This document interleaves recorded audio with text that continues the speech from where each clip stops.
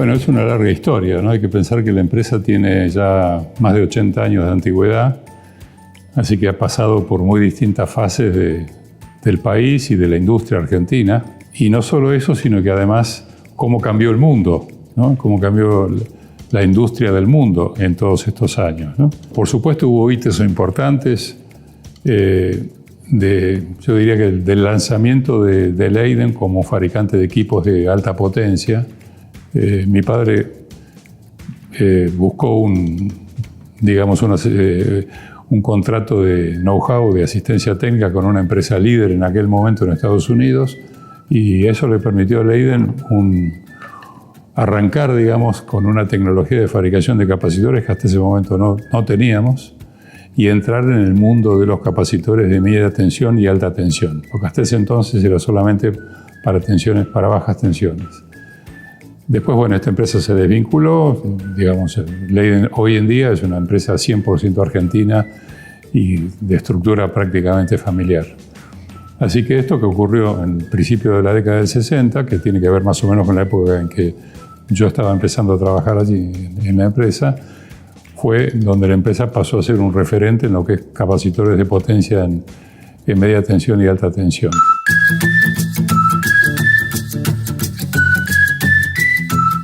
Bien, bueno, la eficiencia energética es importante, uno diría de por sí, ¿no? Como la eficiencia en el uso de cualquier recurso, ¿no? Como la energía consume recursos, por lo menos la generación térmica consume recursos, es importante que se la utilice bien, ¿no? Y se la utilice con el menor consumo posible para conseguir el mismo resultado. Es algo que ya está en la cultura, la cuestión de la eficiencia energética, cosa que quizá en los años 60, 70 del siglo pasado, era algo que ni se pensaba, ¿no? No se pensaba, era como que los recursos son infinitos, que la tierra se banca cualquier nivel de desechos y demás. Todo eso con las generaciones fue cambiando y ahora sabemos que estamos en un mundo pequeño, limitado en sus recursos, limitado en su capacidad de recibir desechos. O sea que eso es parte de la cultura mundial, ¿no? Ahora, ¿cómo se inserta Leiden en este concepto de eficiencia energética? Bueno, justamente lo que es la compensación del factor de potencia tiene que ver con utilizar mejor las instalaciones existentes de transporte y distribución de energía. O sea, sin poner transformadores nuevos, cables nuevos, interruptores nuevos, poder servir a más usuarios, a más clientes, con las mismas instalaciones, con una adecuada compensación de factor de potencia. Esa es nuestra relación muy directa que tenemos con la eficiencia energética, que es algo que, de vuelta, es una cosa que siempre hay que decir, ¿no? Los sistemas pueden funcionar sin capacitores de potencia. No pueden funcionar sin un transformador o sin un interruptor o sin un cable, pero pueden funcionar sin capacitores, pero ineficientemente y digamos, invirtiendo más recursos que lo necesario, ¿no? O sea que lo nuestro viene a ayudar a la eficiencia en el transporte y la distribución de energía eléctrica.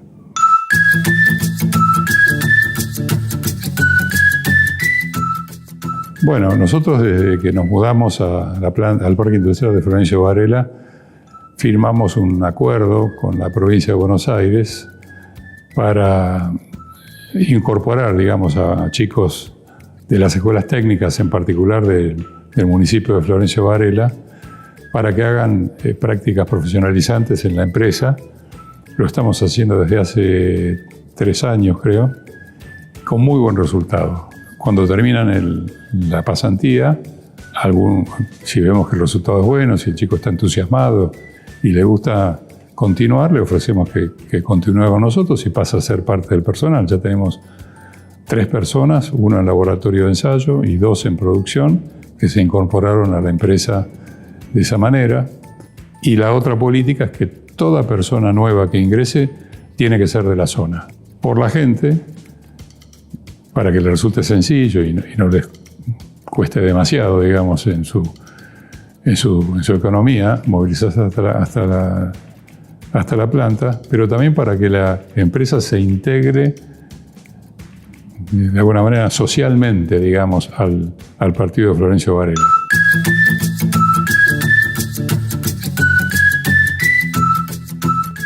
Sí, sin duda, claro que sí.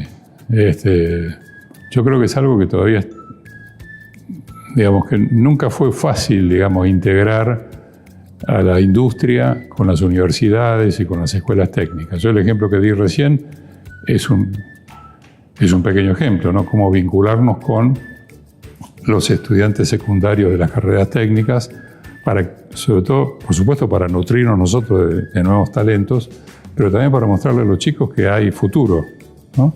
Que no tienen que empezar necesariamente en irse a otro país para poder hacer su carrera.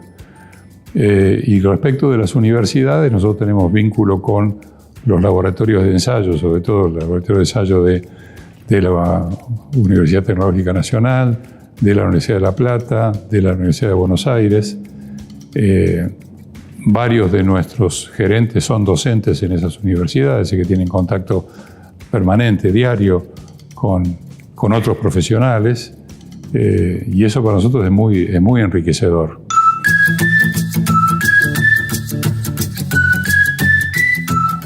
Bueno, yo le diría que primero que tiene oportunidades laborales, porque es un campo que desgraciadamente tiene una matrícula muy escasa, ¿no? Hay muy pocos profesionales de ingeniería eléctrica, no sé bien cuál es la razón, que no es una carrera que parezca muy atractiva para los chicos como la ingeniería en sistemas o la electrónica, pero es muy necesaria y se nota el faltante de profesionales de ingeniería tanto en la industria como en las empresas de energía, ¿no? Así que la respuesta sería, vas a tener trabajo, y vas a tener trabajo antes de recibirte, además. Eso es un elemento. La otra es que le guste, porque son carreras, como todas las ingenierías, son carreras difíciles, en el sentido de que hay que ser muy constante, hay que tener digamos, una predisposición digamos, una predilección por la ciencia, por la matemática, por el pensamiento racional, digamos, que no cualquiera, creo que cualquier ser humano lo puede tener, ¿no? No hay que ser superdotado, pero hay gente que no le gusta. Así que tiene que gustarle la matemática, tiene que gustarle la resolución de problemas, tiene que gustarle ver el resultado práctico de un objeto en el cual él participa en su creación y su fabricación.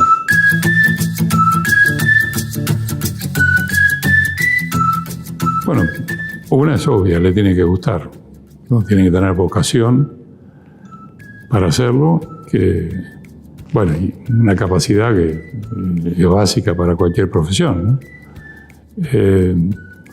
La otra es que tiene que ser humilde para aprender, ¿no? O sea, tiene que tener paciencia, tiene que saber que de los libros a la práctica hay a veces un trecho largo y escabroso, que no todo, digamos, lo que está en los libros está muy bien, y a uno los libros le enseñan a razonar, a pensar, y a dónde ir a buscar las soluciones, pero cuando llegas a la práctica profesional, como pasa en cualquier profesión, como pasa en la medicina, por ejemplo, hace falta aprender de otros con mayor experiencia y tener paciencia y humildad, digo yo, para aprender de lo que más saben, ¿no?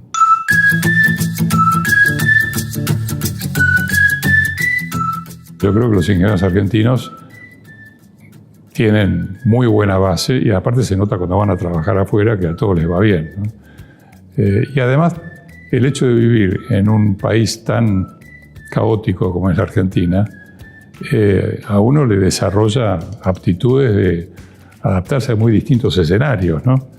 Entonces eso te desarrolla un instinto de buscar soluciones imaginativas y demás que se suman por encima de la capacidad técnica que ya trae el ingeniero por su formación académica y por su experiencia, ¿no?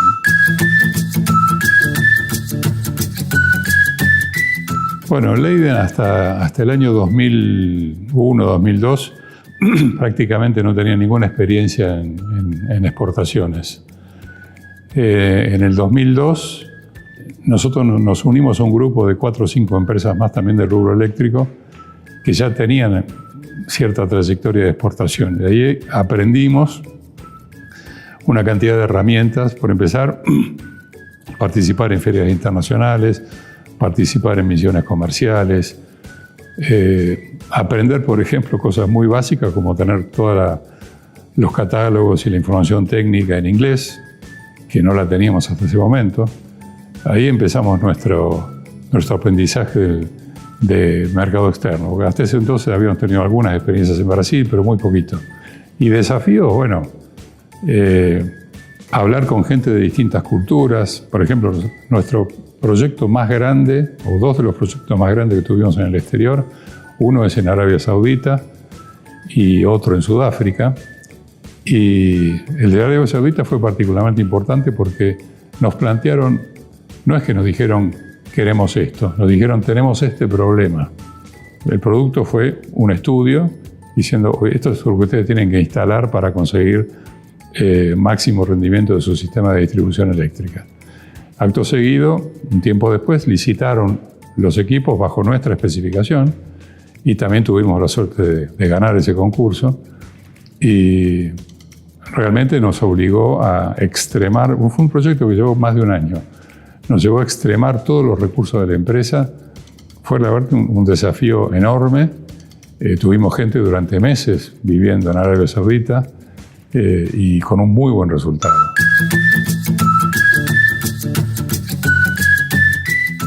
Yo diría que la Argentina hasta los años 70, digamos, cuando yo estaba terminando de estudiar, era un país industrial, digamos, a nivel de muchos otros en el mundo, ¿no?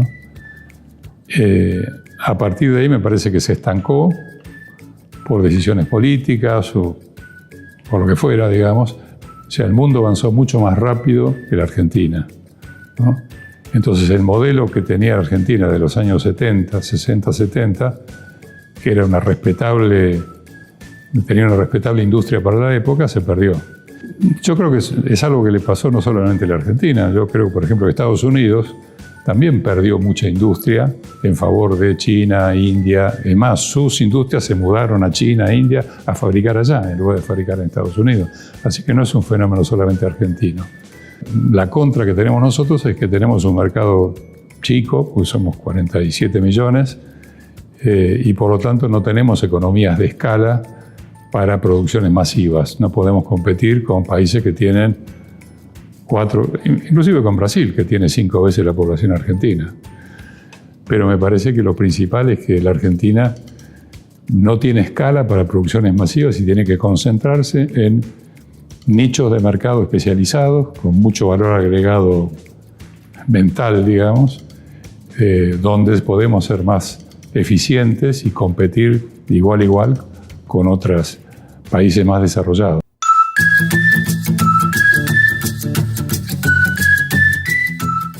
Bueno, un capacitor de potencia sirve para utilizar mejor la energía que circula por las redes eléctricas. Por las redes eléctricas sí tiene que circular, sobre todo cuando tiene que alimentar, por ejemplo, motores, energía o potencia activa, que es la que efectivamente sirve para realizar un trabajo, y potencia reactiva, que es necesaria para que funcionen los campos electromagnéticos de un motor, pero que no produce ningún trabajo. El tema es que ambas potencias, la activa y la reactiva, ocupan un espacio en los cables, en todos los elementos del circuito. Por lo tanto, hay una parte de la instalación eléctrica que está transmitiendo una potencia que uno podría decir no sirve para nada, en el sentido de que no sirve para realizar trabajo. Hay una analogía sencilla y divertida, digamos, de cómo puede verse el concepto de potencia activa, reactiva y aparente con dos vasos de cerveza llenados de distinta manera. Si nosotros, por ejemplo, llenamos este vaso con cerveza servida de manera que no genere espuma, y vemos que todo el vaso contiene líquido, ¿no? Que es lo que uno aprovecha de la cerveza, el líquido. En cambio, si uno lo sirve de otra manera, ocupa el mismo volumen, pero una parte importante está ocupada por la espuma, que es aire básicamente, no es cerveza. Entonces, cuando uno lleva esto a a lo que es la potencia activa y reactiva, uno puede decir que esta es la potencia activa, la parte de líquido, es la que sirve, en este caso sirve para tomarse la cerveza, y en un circuito eléctrico sirve para generar trabajo, es para lo cual uno paga la energía. La energía reactiva no sirve para realizar trabajo, pero ocupa igual parte del vaso. Entonces, en el mismo volumen, acá puedo aprovechar mucho más que en este, porque este está lleno de cerveza y este tiene solamente una parte. Lo que hace el capacitor es compensar, generar una especie de antiespuma, ¿no? Lo que hace es generar una especie de espuma negativa y hacer que este vaso quede como este. O sea, la espuma la hace desaparecer, generando energía reactiva capacitiva o potencia reactiva capacitiva que neutraliza la potencia reactiva inductiva que está representada por esta espuma. Esa es la función de un capacitor de potencia y por eso se puede decir que el capacitor de potencia mejora la eficiencia de los sistemas de transporte y distribución de energía.